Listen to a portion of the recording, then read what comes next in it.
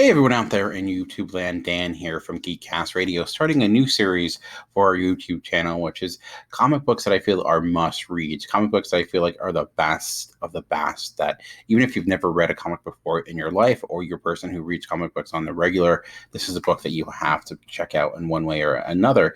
And I wanted to start with one of my favorite comics that came out in last year, which was The Hunting Accident, original graphic novel. It's a fantastic book. One book that did not get nearly enough love as it should in this year's Eisners. I felt like it should have been one of the one of the books that got some of the most nominations, but it really didn't walk away with much of anything. And I think that's a shame. But because of that, I did want to say, like, okay, let's shine some light on this fantastic book. I named it in my number 3 in my books of 2017. And there's a lot of reasons why. And it's written by David L. Carlson and Landis Blair. And it's based on a true story. David L. Carlson actually found out this story because the father figure in this was a friend of his friend's father. And it was through a conversation that he was learning about this story. And the heart of the story is it's about a father and son. And the father is blind and trying to raise his son in the 60s in Chicago by himself because his wife is no longer there. And the struggles that he's going through, his son ends up getting in with the wrong crowd, gets in trouble with the law, and there's just a lot of conflict with them. And it leads to him having a conversation with his son about his past, and all these secrets start to get revealed, and he gets to a point where, like, he has to basically come tell the truth and tell about what happened to him and how he got to where he is. And I think it's a really great demonstration of how past sins can be this albatross that stay with us and hold it, kind of, are just always there weighing on us, but they don't necessarily have to define us. And I feel like it approaches that in a number of different facets. It's a really layered story because you have multiple timelines going on. You have the father and son element. You have the flashbacks of him, the father who ends up going to prison. That's a big piece of it. It's not really a spoiler because that's kind of the big chunk of this, and just his time there. It's just a really fascinating story because you see, like, the people that what he has to do when he's there, kind of the friendships, oddly enough, that he establishes, and like exactly like determining what makes someone who they are, like who are the people that are in our prisons, and what brought them there, and what do you do, and some of the things he had to do to kind of basically survive. It's a book that it's a phenomenally looking book too. It's all black and white, and just wanted to show you some things. So, for example, and you can see how it's very heavily shaded. It's almost like it's, you started with a black page and you just etched out the figure designs, and it's inventive in its storytelling, not just in the story itself, but I'm going to pull to some really good pages to show you that I don't really spoil anything. And there's just a great example of right here. It's him, like, a showcasing throwing these photos and into the river, and there's a lot of kind of abstract, not really abstract, but music plays a big key in this as well. Film itself, the author is an author and a filmmaker in his own right, and I think that in a way some of the things are adjusted to protect the innocent, as they say, but I think it makes for a better story. And like I said, if it goes back and forth between all these different storylines. And as a person, I am a big sucker for father and son stories, and this is one of my favorites that I've read in some time, because all the characters here are flawed in some way. It kind of shows you in a lot of ways how sometimes people are just trying to figure it out, and you never know the journey that people have gone through. You can never really truly assess who someone is and what made them who they are. And sometimes people think they're doing things for the best, and it may not be the case. And it's just there's no, I think, really true heroes or villains here. It's just life, and it's in its purest form, which may sound corny, but it is very true.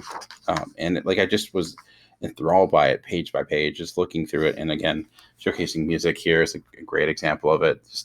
It builds the story, it builds that relationship of the father and son. So you can see, they do truly care for one another, even if they, do have conflicts with one another, and how, again, both of them make mistakes. Both of them make the wrong decision at the wrong time.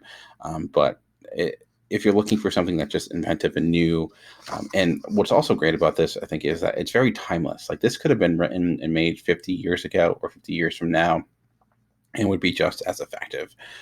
And I think it's also a book that you could tell the same story in a movie or an autobiography, and they probably have, but I don't think it would be nearly as effective because of the visuals that this has. It just adds something new to it. Like, I'm sure, like this, for example, again, how music just plays a key piece in this, and it just, the paneling design, and just, there's always new ways of just showing. I mentioned, like, this is another great example.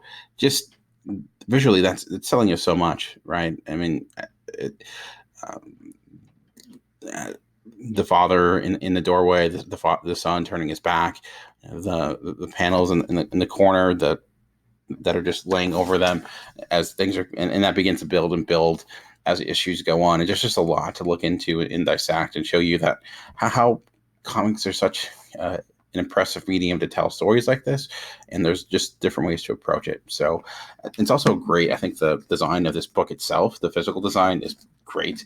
It's just the right shape. I love this cover, very inventive cover. I'm always a big fan when they give you the built-in bookmark. It makes it feel fancy, right? I got this actually from the library. It is, it is an expensive book. It's $35 cover price, but the beauty of this is that this is probably available at most local libraries. And I will say that this is a book, because there's such great texture to the art, that I would highly advise actually reading the physical copy. I'm usually a digital first person. I read majority of my books digitally, but when it comes to a book like this, I think that the physical, even like this being Braille, with his father being, and this is also Risen as well.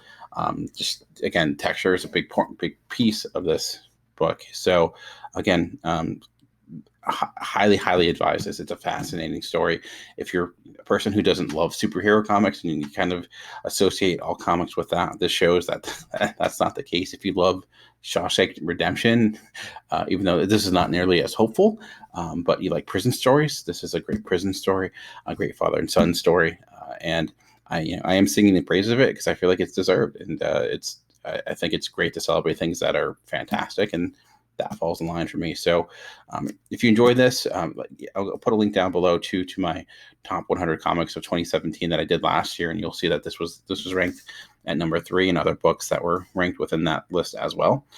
So check that out if you're looking for some good recommendations, or at least what I feel are good recommendations. If you want to hear more from me, you can also check out my podcast at Comic Concierge. It's on Geekcast Radio. I do 2 episodes a week. One episode I do where I look at the week that was in comics, and the other week is episode I talk about a book in depth with a special guest that I recommend a book to them. Recently, for example, I spoke with JD Durand about the 2nd volume of Royal City. He's from In Session Film, and we did volume 1 a few months ago as well. So we'll be diving deep into that. And it's been a good opportunity to really get into some other books with some people that are not typically comic book readers, and seeing their perspective on comics, what keeps them away from comics, and what could possibly bring them back in. But for now, remember that comics are for everyone. The key is finding the right one. Until next time, thanks for listening or watching.